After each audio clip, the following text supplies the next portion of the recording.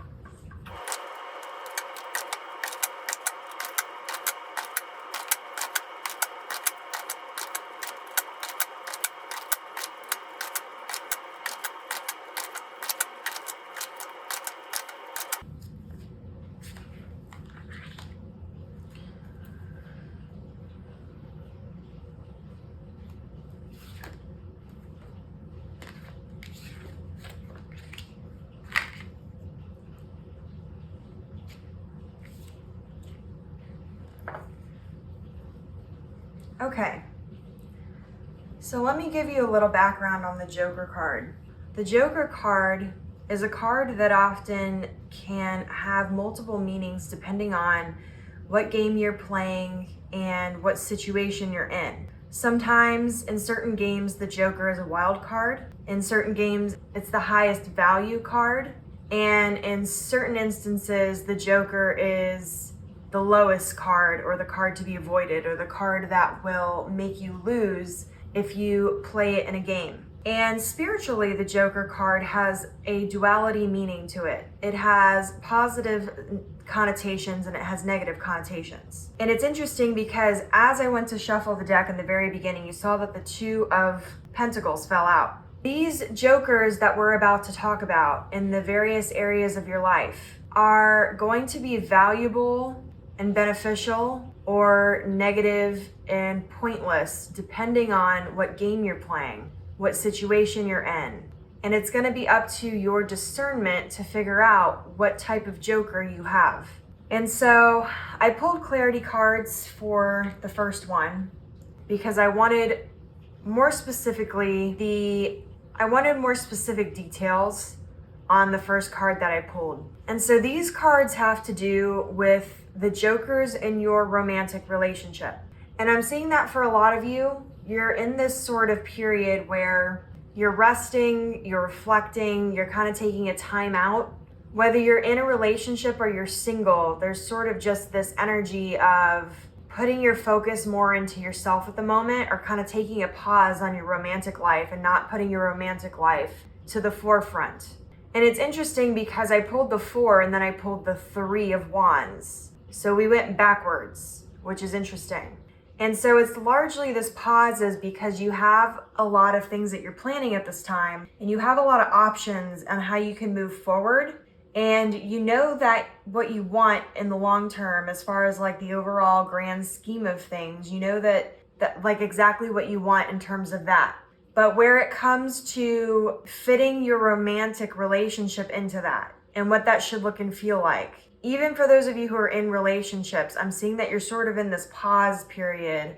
And it could be because you're transitioning into a new chapter of your life and certain aspects of you have changed. And so even if you're in a committed relationship or even if you're married, when you go through these spiritual awakenings and you have these massive changes, it can often influence the changes that happen in your romantic life as well. And so the reason why this is the Joker in your current situation with your romantic relationships is because that your mindset and the way that you choose to move forward is going to largely be the determining factor of what ends up happening. If you see things as a lot of opportunities, if you see these 3 wands as opportunities to step into a new chapter, to maybe step out of your comfort zone, to do some things you've maybe never done in relationships, maybe open up in a different way, maybe communicate differently, maybe you're looking at trying to overcome some past traumas that have influenced your relationships, or maybe you're struggling in your relationship or your marriage and you're looking at getting outside help. How you choose to move forward is going to determine whether these wands become obstacles or a cage or whether they're opportunities. And so that's why this is the Joker card in your romantic relationships. In your non-romantic relationships, the Ace of Cups has to do with self-love, self-care. It has to do with equal reciprocal love. It has to do with giving and sometimes overgiving. It has to do with happiness and things overflowing. There's 2 sides of the coin when it comes to the Ace of Cups. If you are somebody who is very sensitive, who has a lot of emotion and is very in tune with that, who maybe gives a lot to the people that they love, you have to realize that that is a power, but that is a gift. And that power and gift can be used beneficially to you and the other people in your life, or it can be a hindrance in the sense that if you're overgiving or if you are giving to the wrong people, or if this is coming from a place of not being healed, then that is not going to benefit you as much as if the energy is reciprocal. You may be having to learn lessons in reciprocal energy. For others of you who are in the middle of this spiritual awakening and these great changes, the Ace of Cups talks a lot about being very fulfilled and having happiness and love overflowing. The thing about that type of energy is that is a very high energy of abundance, which means that you have to be very discerning with your energies. You may have to be willing to let go of people in your life who have been there for a long time in your life, who maybe are not in alignment with that energy, or you may be having to learn how to draw very strong and healthy boundaries. The reason why this is the Joker card is there's 2 sides to the story. There's 2 sides to the energy. And the Ace of Cups is a very positive card. But how you use that overflowing love and abundance and that overflow of love and giving and receiving determines whether the cup overflows and eventually empties, or if the cup overflows because it's constantly being refilled. And so you're being reminded here to make sure that your relationships fill you up and they don't empty you and drain you. The Devil card is what came out in your career. And the Devil card is also a duality sort of energy. It's ruled by Capricorn. The Devil can be negative. It can be negative mindsets. It can be putting the chains on yourself. It can be being obsessive and being pretty much all the negative connotations of earth energy and negative connotations of a mindset. The Devil card can also mean, though, that there's a lot of potential for things to go awry in the sense that there may be a lot of temptation. And in its positive connotation, the Devil is overcoming those temptations and taking the chains that you've placed on yourself off of yourself. And so this card fell out, and then it fell out when I had split the deck, and these 2 cards were on the bottom of the deck.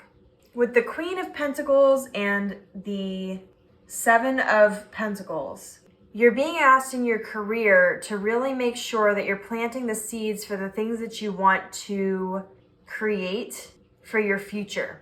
And I've talked about this before, about having your secret garden and what you nurture is what grows. The devil has that duality energy. If you nurture your saboteurs, if you nurture that darker side of you, if you nurture your negative tendencies, then your garden will grow full of weeds and full of just gunk. If you are nurturing and planting seeds for freedom, mentally, emotionally, physically, financially, freedom of time, if you are planting the seeds for the future that you really want for yourself, and you are being discerning in the energy of what projects you take on, what business decisions you make, what business partners you choose to work with, you have the ability to grow and nurture a garden that's going to be very beautiful and full of abundance and happiness. And so once again, this is a Joker card of which energy are you going to fall into? It's funny because in the very beginning, when I first started shuffling, before I even really got to ask any questions, because I already knew how I was going to start this reading off today, the Two of Pentacles came out, which is all about balance. This is literally like the epitome of the Joker card in the terms of having duality energies, finding that balance, finding that equal give and take, finding the fine line in the middle that avoids the chaos. This entire reading is being ruled by that energy. And we've talked about this a lot. We've talked about balance and the difference between subtle energies. You're being asked to take a deeper dive into the specific Joker cards of different areas of your life. And with the King of Cups, you're being asked to master your emotions. And we've talked about this in other readings because oftentimes the subtleties of the energy is very often driven, whether it's consciously or subconsciously, by your emotions.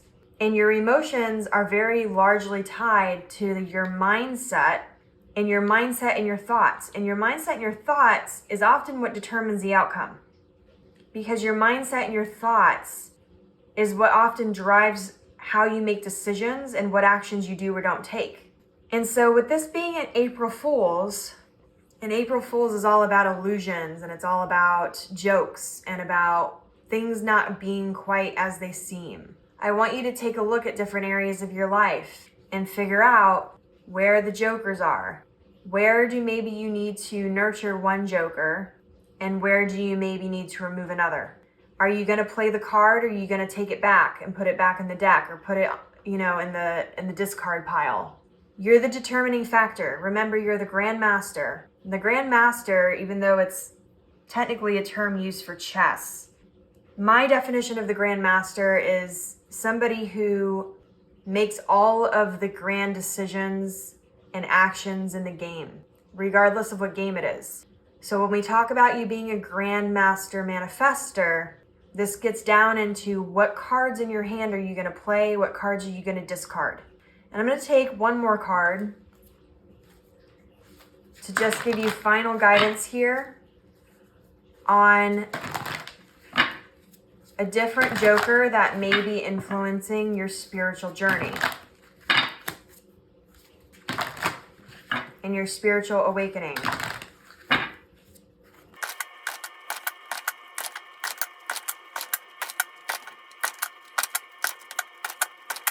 Keep seeing the Ten of Cups.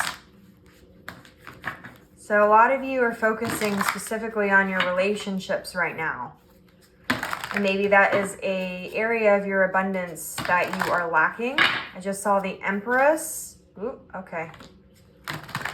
And the Empress has to do with nurturing again. And somebody who draws healthy boundaries. Whoever the Empress, well, I should say whatever the Empress touches is what grows. And it's the same thing as that Queen of Pentacles that we talked about in our career reading. Because the Queen of Pentacles is very nurturing, but doesn't always necessarily make the best decisions about what to nurture. Don't let your desire for stability overcome your desire for your Ten of Pentacles energy. Sometimes we stick to what's familiar and it ends up getting us stuck because we crave that stability so much.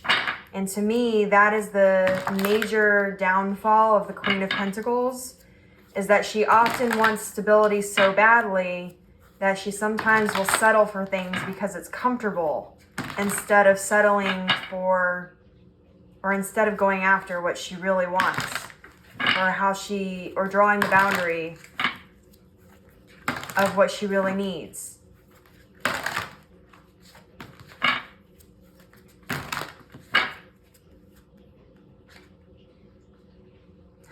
Interesting. So once again, this is a duality card. And then the Lovers was the other card that fell out. So that just goes right back to what we were talking about in terms of relationships. But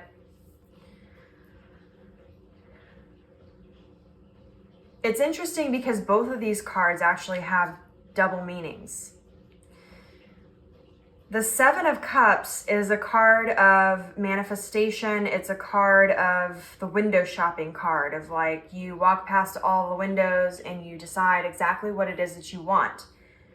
But the Seven of Cups can also be a card of illusions and looking at things with rose-tinted glasses, or living in the clouds and being a dreamer instead of an action taker. The Lovers has to do with decisions. But in certain readings, the Lovers is specific to love and romance, decisions having to do with that, divine guidance, unconditional love. And in other readings, it has to do with just straight decisions in general.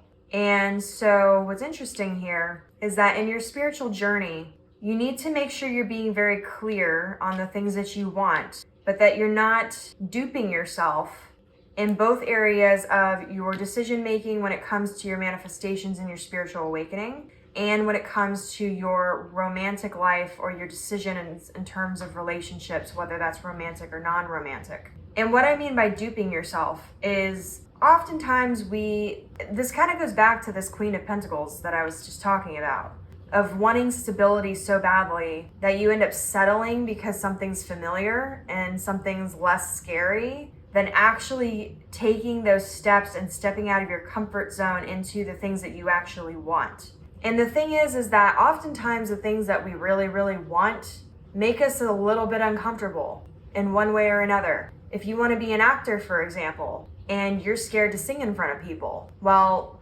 part of being an actor is an entertainer. Part of being an actor is being an entertainer.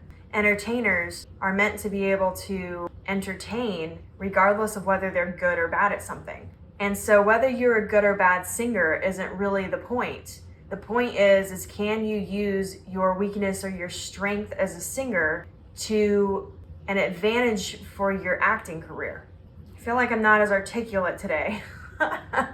I keep stumbling over my words. So also it could have to do with communication in general, but communication with spirit about specifically what it is you want, and being open about that with your communication, but also being honest with yourself, because sometimes what we want and what we need aren't exactly the same thing.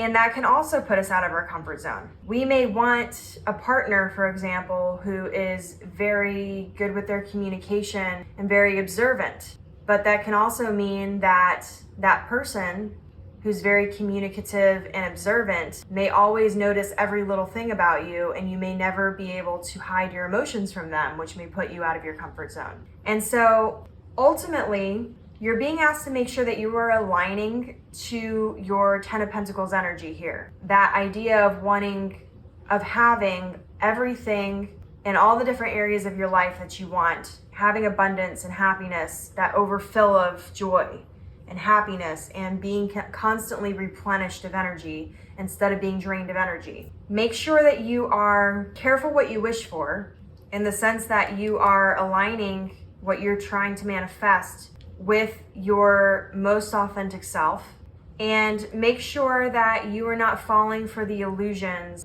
or the negative connotations of things in all areas of your life. And so this is your reading. If it resonated with you, don't forget to like this video. Your affirmation for this reading is, I am easily recognizing the Joker cards in the various areas of my life, and I am in control of them. I almost got too specific there. But anyways, I think that's good. And if you come up with a better way of wording that, please put it down in the comments, because today I seem to be having some trouble with my, I can't even think of the word, communication, but that wasn't the word I was looking for. Anyway, and as always, may your life be full of light, full of love, abundance, and gratitude. I'll see you next time.